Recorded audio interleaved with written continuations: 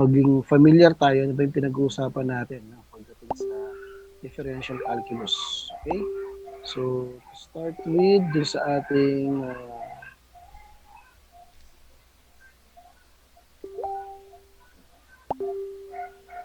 so, yun. So, nakikita ba yan, class? Okay lang? Yes, sir. Opo, sir. Okay, no? So, you will notice the variables and functions, ganun din yung ating pinikap no, sa algebra. Kaya, mahalaga yung topic sa algebra. No? So, pag sinasabi natin variable, again, we refer to quantity which can have unlisted, unlimited. Ibig sabihin ng unlimited, pwedeng any value, no? Pwede siya mag-assume any value. Okay. While a constant is quantity which is a fix. Yung constant, fix, no? And then variable, varies. Ibig sabihin, pwede siyang unlimited na value.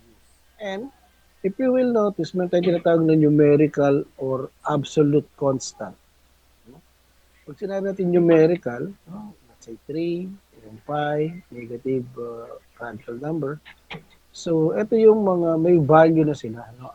Kumbaga, hindi pwedeng palitan. Kaya nga absolute value na ang tawag sa kanila. No? Okay? And have same value in all problems. Ibig sabihin, hindi siya kamukha ng variable, no? Na pwedeng mag-assume any value. Pag sinabi natin 3, hindi pwedeng 3.5, 3.1, 2.99. No? Kapag sinabi natin pi, so meron siyang specific value which is 3.416, etc.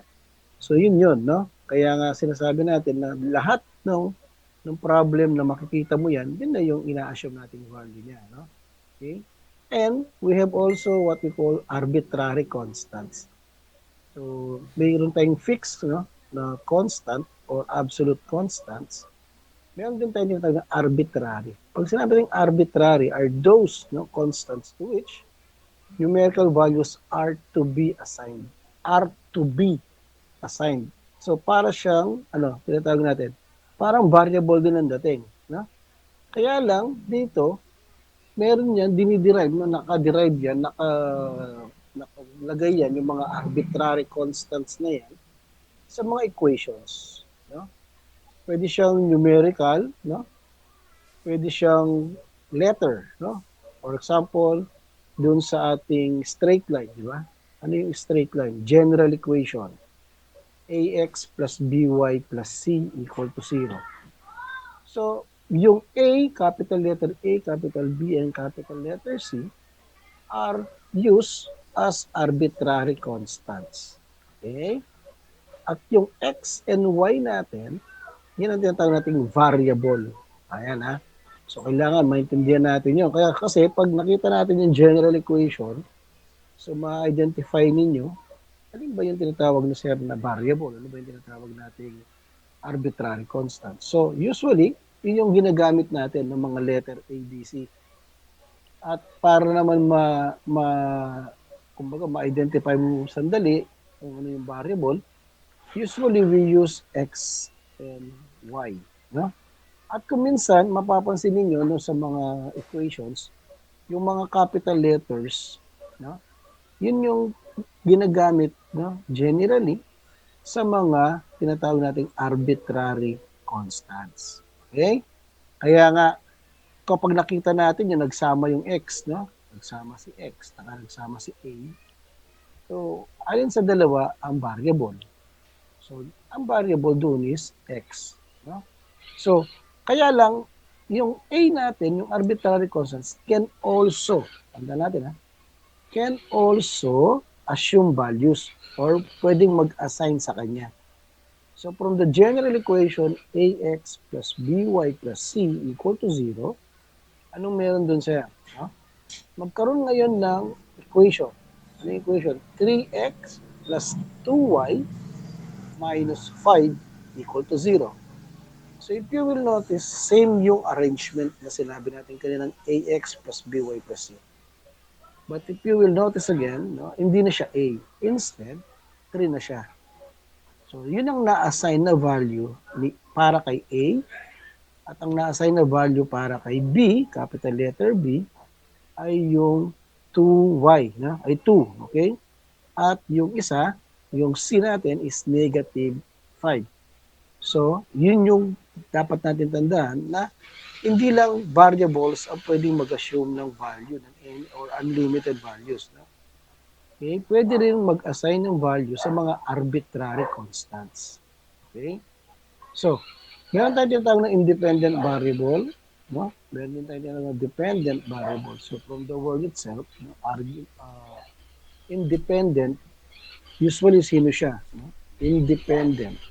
So, meaning, kalimitan ang ginagamit natin sa mga equation, independent variable, ito yung mga tinatawag nating x.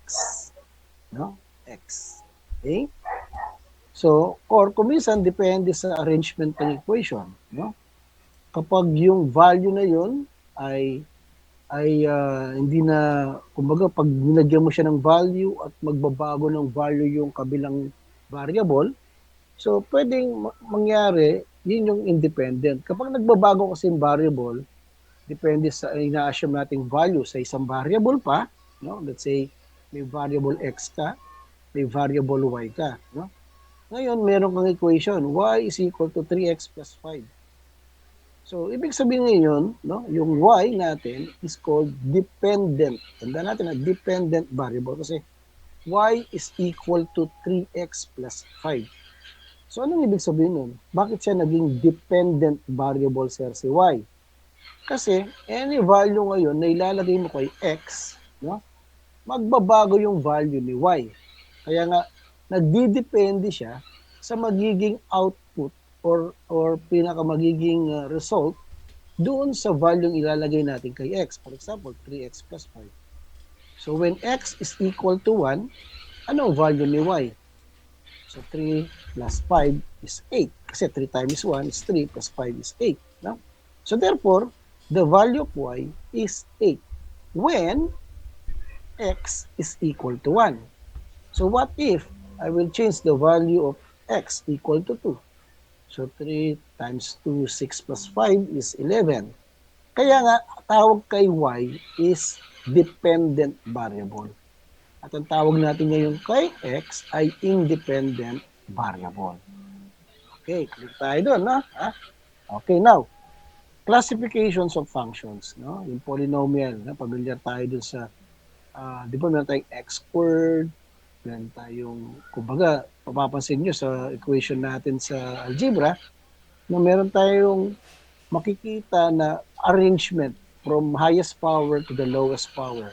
So, ang tawag natin sa mga yun ay polynomial. No? So, simplest type of function and includes polynomials of the form. Ito yung general equation niya. No? Yung general equation niya, a sub 0, okay, x raised to n. A sub 1, no? Ibig sabihin ngayon, yung mga a natin dyan na may sub, no? Sila yung mga tinatawag nating arbitrary constant. Okay? The x raised to, yung may mga power, etc., are now called your variable. But if you will notice dito sa polynomial natin, no? In terms of x lahat sila. For example, 3x cubed minus 2x squared plus 5. So this is a type of polynomial, no? Kasi pati yung power niya, yung degree niya, di ba? Yung exponent natin ay nasa positive. Kapag nag-negative yan, iba na siya, no? So meron tayong tinatawag ding rational functions, no? So pwede na yun. Yun yung mga negative power. Tapos pag convert natin siya, magkakaroon ng rational. For example, x raised to negative 2. Okay? So hindi siya polynomial. Instead, it is a rational function. Kasi yung x negative 2 mo, power, okay, pag kinonvert natin into positive power siya, magiging divisor siya. No? So, magiging 1 over x squared. Kaya, it belongs to rational. Take note, ang polynomial, laging positive degree yan, no? Yung kanyang exponent. Kapag meron kang negative dyan, hindi na yan polynomial. Okay? So, siya po ay part na siya ng tinatawag nating rational function.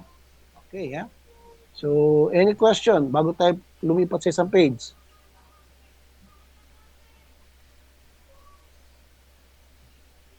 May kausap ba ako? Wala pa, sir. Wala Wala akong pong kausap. question. Wala pong question. Sir, ako meron. Ay, anong tanong mo? Paano po ulit yung about sa positive degree lang yung polynomials? Oo, positive degree lang. For example, x squared plus 3x raised to negative 1. So, hindi mo siya masasabing polynomial. Dahil doon sa negative power na involved sa pangalawang term. Okay? Okay po, sir, gets. Gets na. Okay. So, dapat laging positive, no?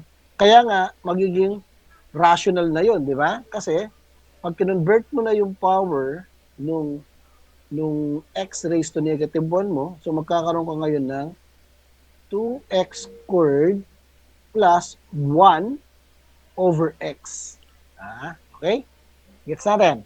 Hindi ko mo nakita mo, straight line yung equation mo ay polynomial na kagad. No? I-evaluate mo siya in terms of exponential. Kung halimbawa, meron ka x squared plus x squared y plus 3y squared minus y raised to negative 3, so, polynomial ba siya? So, hindi na.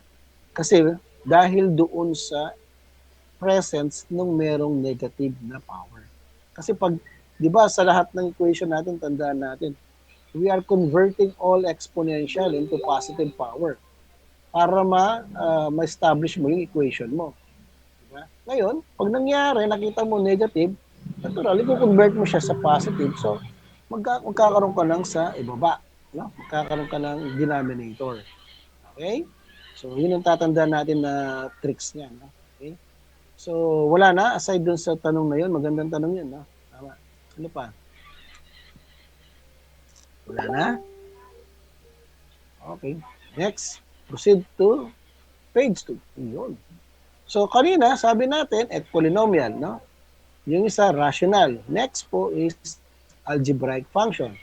So, pag sinabi natin in general, di ba, pag sinabi natin algebraic, yun yung mga nakikita natin. Pwedeng may radical sign, no? Pwedeng magkasama si x and y, no? So, algebraic. Algebraic, ibig sabihin ng algebraic, puro x and y ang pinag-uusapan natin. Okay? Halimbawa, sir, meron siya y is equal to sine theta. Hindi na siya algebraic. Kailangan pag sinabing algebraic function, purely, the variables involved is x and y only and a constant. No? Pwede ka merong radical, pwede ka may exponential, raised to. Pero, no, yun ay treated pa rin siya as algebraic function. Okay. Kasi, meron tayong tinatawag na transcendental function. Okay. So, categorize ng transcendental, ano yung mga tinatawag niya ng transcendental? So, this function includes all other functions not included in the above-mentioned categories. Ano yung above-mentioned categories? Okay? Ito yung mga rational, sabi natin polynomial, algebraic. Ano daw yung mga transcendental? Trigonometric, okay? Inverse trigonometric, logarithmic, exponential, and hyperbolic. No? So, other examples from above mathematics are elliptic, gamma, and Bessel functions. So, anong ibig sabihin niya? No? So, ang involved kapag sinabi natin transcendental, karamihan ng hindi algebraic. Hindi rin polynomial, di ba? Kasi yung rational, pwedeng rational, magkaroon ka ng later, baka ang denominator mo naman transcendental. For example, x cubed over sine theta. Diba? So, ano na siya? No? So, transcendental na ang dating niya kasi meron ka ng involvement ng trigonometric. Okay? So, hindi mo siya masasabing rational lang siya. No? Okay? So, pwedeng yung sa taas niya, algebraic, pero sa baba, transcendental. Okay? So, mix na siya. No? Okay? So, pero, pag kinategorize mo na yun, it will also belongs to transcendental na. Kasi nga, no, involvement na siya nung tinatawag nating trigonometric. So, tandaan natin, no? magkaiba ang algebraic sa transcendental. So ito lahat kasi pag-uusapan natin sa differential calculus. No? Lahat, ano yung derivative ng trigonometric? Anong derivative ng logarithm? Anong derivative ng exponential? Okay? Yung exponential natin later on, meron tayong e raised to, no? E raised to 1, e raised to gano'n, no? So exponential, no? Okay? So hindi lang yung exponent na squared, no? So pwede ba tayo, no? So e raised to x, for example, no? The derivative of e raised to x, etc. So that is exponential, no? Okay. So meron din tayong dito makikita natin ano ba yung mga pinag-usapan natin yung functions. Meron tayong tinatawag na implicit tsaka explicit. Anong difference ng explicit? Pag sinabi natin explicit, take note, the equation y is equal to f of x. Napansin nyo, y is equal to f of x. So, yung ating dependent variable, which is y, at ang ating independent variable, which is in terms of function of x. Okay? So, yung arrangement na yan, ang tawag dyan is explicit function. For example, y is equal to x plus 3. That is explicit. Kasi, nakahiwalay na kaagad si y, which is our now dependent variable, doon sa independent variable x. So, whatever value na ilalagay natin kay x, magkakaroon ng result si y. Okay. Wala ka nang i-manipulate pa to solve for the value of y. Okay, now, pag sinabi natin implicit function, napapansin niyo rito, ano yung function? The function of xy. X, y. Ano ibig sabihin nun? Implicit, dalawa yung variable na nandoon within that equation. Sample ng explicit function. Natin. Example, 4x squared plus 9y squared equal to 1. Diba? So, ang arrangement na yan, class, nasa isang side, yung x and y, ang tawag dyan ay implicit function. You want to make it explicit, you have to manipulate the equation. Anong manipulations ang gagawin? If you want yung equation na y is equal to f of x, so magta-transpose na. You subtract both equation by negative 4x squared para lumipat sa kabila. So magkakaroon ka ng 9y squared is equal to 1 minus 4x squared. And then eliminating 9, so you have to divide both side by 9. So magkakaroon ka ng 1 minus 4x squared over 9. Diba? And then you take the square root para magkaroon ka ng explicit function. So square root of y squared is equal to y. So anong magiging explicit function ng 4x squared plus 9y squared? Simply y is equal to square root of 1 minus 4x squared all over 9. Nagets nyo na anong difference ng explicit sa implicit? Hello? Hello po. Opo, sir. Ano, okay lang kayo? Okay lang po. Natok na kayo. Ha? Okay lang po, sir. Okay, sige. Review tayo ngayon, no? So, yan yung mga different types of functions, no? Different types of variables, different types of constants, no? Okay, now, as our review again in algebra, assigning values to get the other variable. For example, the function of x is equal to x cubed minus 4x squared plus 5. Ano yung arrangement na to? Explicit function o implicit function? No. Implicit po, sir. Implicit po. Explicit. Tandaan ninyo, kapag naka-arrange na siya, no, isang variable sa isang side at isang variable sa kabilang side, Yun, o yung f of x, no? So, ang tawag din is explicit. Paliwanag, ha?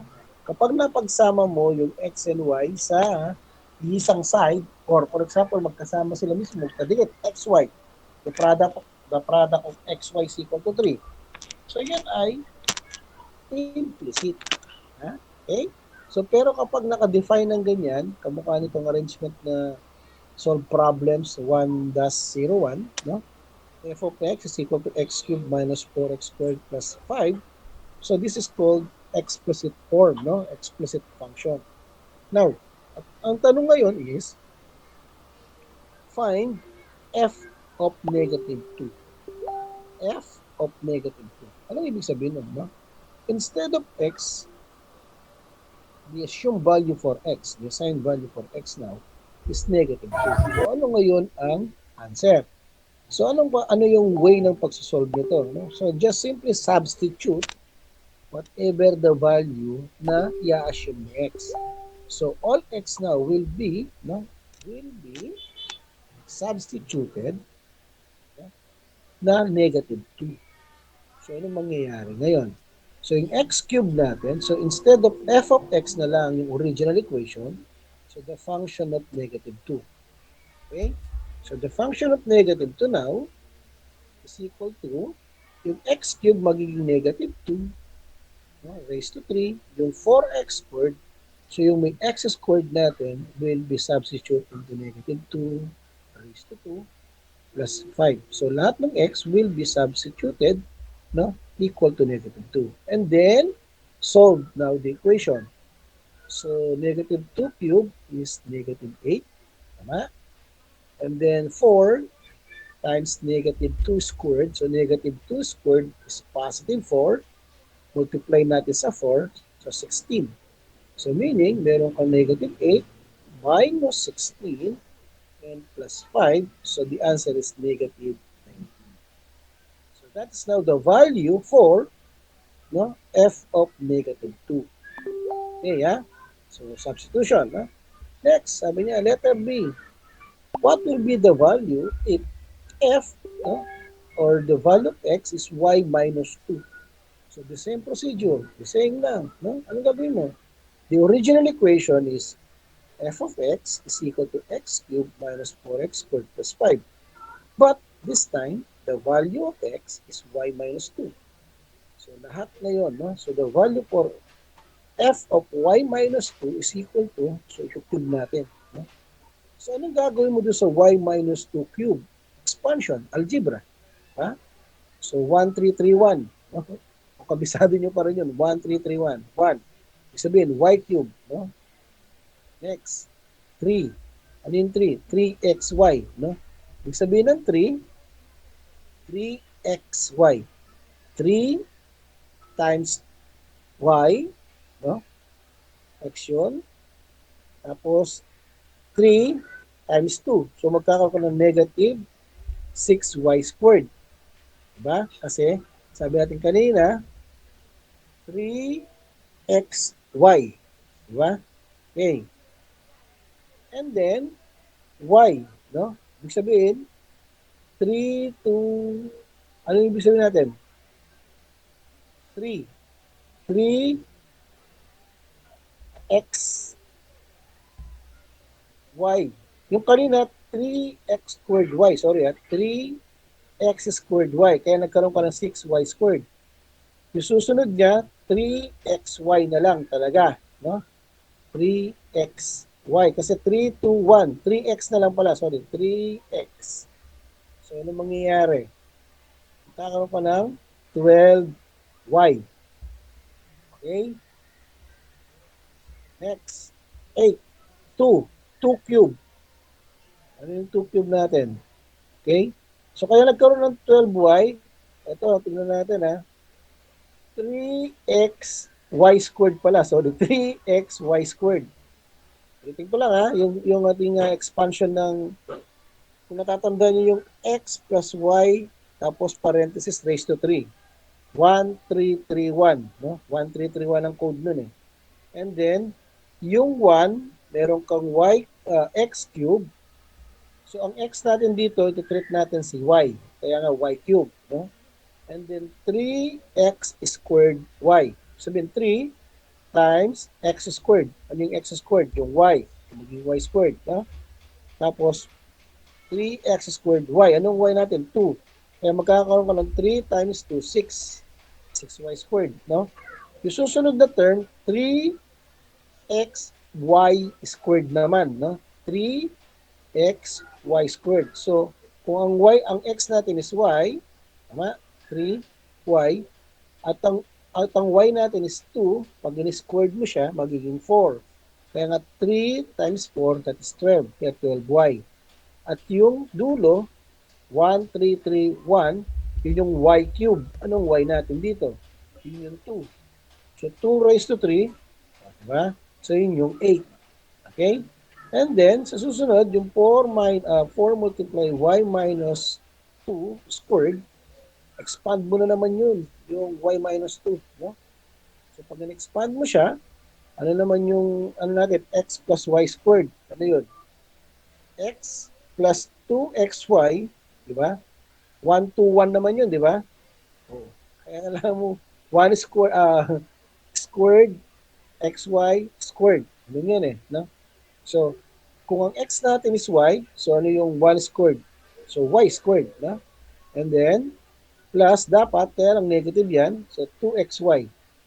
So, ibig sabihin, 2x, 2 times y, tapos y. Yun. Pero ang value natin dito sa y is 2. So, magkakaroon ka ng 4y, negative 4y. No? Then, 2 times 2 or 2 squared is positive 4. Kaya, ang expansion ng y minus 2 squared ninyo ay y squared minus 4y plus 4 plus 5. So, after that, anong gagawin natin? Remove the parenthesis. No? Kung meron kang numerical before the parenthesis, ang gagawin natin sa kanya, we will be multiplying. No? Distribute natin yung numerical na yon. Sa first term natin, wala naman, so open lang. No? Pero yung sa second term natin, meron tayong yan, no? Negative 4y squared. So, multiply mo yan, magkakaroon ka ng negative 8y squared. So, hanapin natin yung merong y squared dito. Kung meron kang negative 4y squared, meron kang negative 6y squared, magkakaroon ka ng negative 10y squared. Diba? Next, 4y times 4. So, magkakaroon ka ng positive 16y. Hanapin mo yung may y, 12y, combining similar terms. So, 12 plus 16, so meron kang 28y. So, negative 8 yung constant mo dun, negative 4 times 4, so negative 16. No? So, negative 16 minus 8, meron kang negative 24. No? Negative 24, i-plus mo kay 5, so magkakaroon ka ng negative 19. So, dahil wala namang ibang cube na kasama, bring down natin yung y cube. So, therefore, the final answer will be y cubed minus 10y squared plus 28y minus 10. Okay, gets? Okay. Opo, sir. Okay. Opo. Yes, dapat. Opo. Okay. So, ngayon, punta tayo ngayon sa inyo naman. Okay. So, let us now do our first activity. Okay. So, ang gagawin natin, solve natin siya. And then, no, i-chat natin yung answer natin. Okay? And then, ang gagawin natin ay i-grade natin.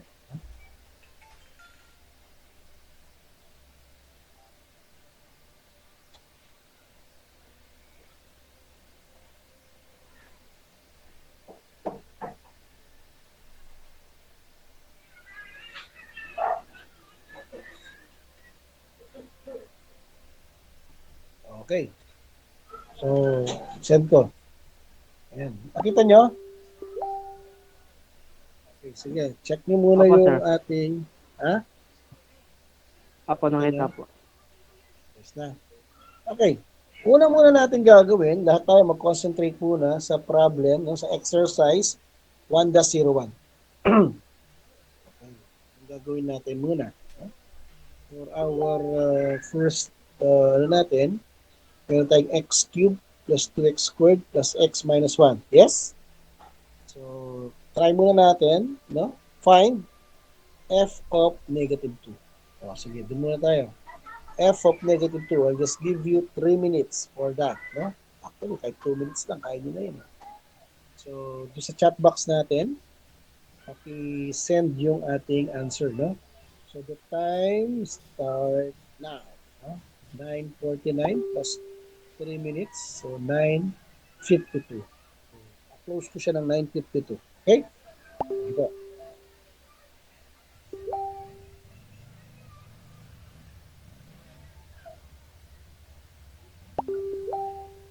Nag-gets nyo ba? Okay na? Go. Nag-gets nyo ba yung instruction ko? Class. Anybody from the class? Opo. Opo, sir. Okay. Elena, anong gagawin natin? Gagawin ko yung exercise, sir. Yung ano po, yung F equals negative 2. Okay, sige, sige. Okay, sige. 3 minutes, no? O, last 2 minutes na lang yan. Sige. Ilagay ang sagot, no? Final answer natin sa ating chat box. Yan, no? So, start tayo ng 9:52 na mag-submit, no? Iko-close ko siya ng 1 minute, no? 9:53. Okay?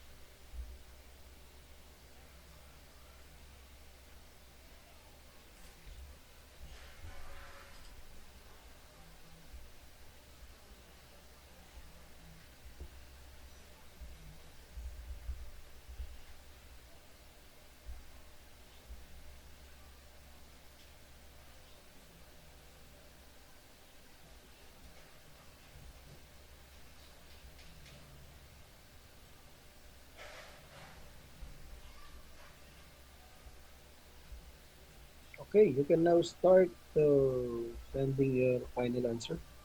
I will close the chat box at 9:53. So it's already 9:50.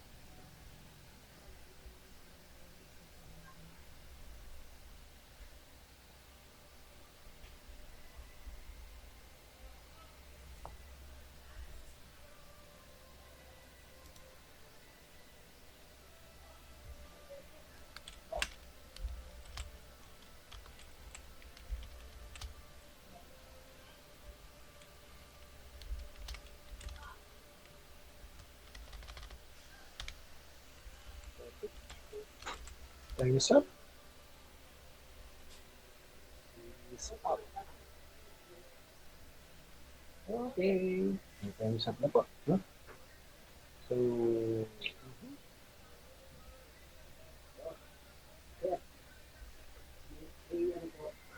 Palambak. ano pong tanong ba? Palambak po. Saan po bang gagaling yung sir?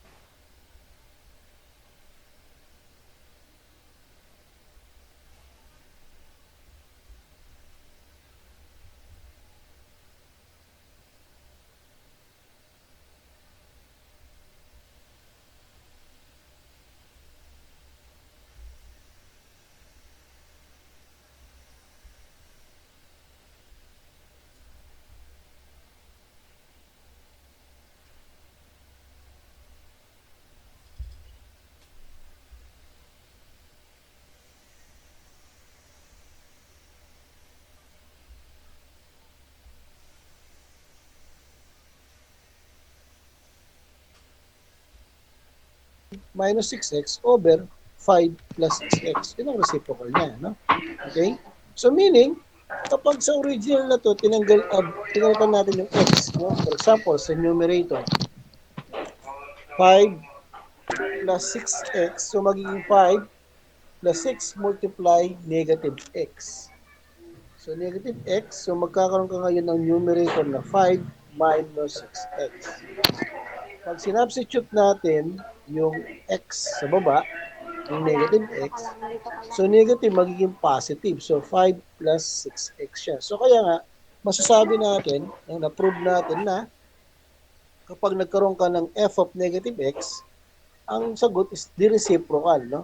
So yung f of x mo will become 1 over f of negative x. So yun ang ibig niya sabihin. So ang final answer is 5 minus, so f of negative x is equal to 5 minus 6x over 5 plus 6x. No? So yun ang final answer. Tingnan natin sa isa. So start natin kay Elena Beth. So 5x minus 6. So mali. Baliktad po pala. Mali. Kasi yung 5 niya may x, no? So, kay Dagoy, so correct, si Dagoy. Si Sige, correct. Si Patrick, wala namang over na sign. Patrick, bakit? Ay, nag-send po ako isa, sir, pero Pero, may the same answer din po ako kay Elena Vet, sir. Mali rin po. okay, sige. Si Angelo Perlota, wala, 0, no? So, si Kuwa, correct. Si Jasper, 0, mali. Santiago, mali. Mali ang sulat niya, no? Okay? Ayan. Tapos si Kenji, mali din. Espejo, mali. Si Charmaine, correct. No? Si Lapinig, mali. Si Biscocho, correct. Si Lucero, correct. Si Jonah, correct. Si Cruz, mali. Custodio, correct. Arsua, correct. Correct. Si Gabriel, si Andriel, no? Tapos si Jaline, correct. Si Adriano, correct. Si Makiling, correct. Sige. Si Mendoza, correct. Si Guerra ulit, no? Correct. Labastida, correct. Si Jiro, mali. Clemente, mali. Masayon, walang over, mali. Dikit-dikit, no? Tapos si Upenya, correct. Ayan. So yung mga, so plus 3 points natin sa mga correct, no? So total of 5 points po, ibig sabihin, no? Okay. So that's the end of our meeting for this day, no? So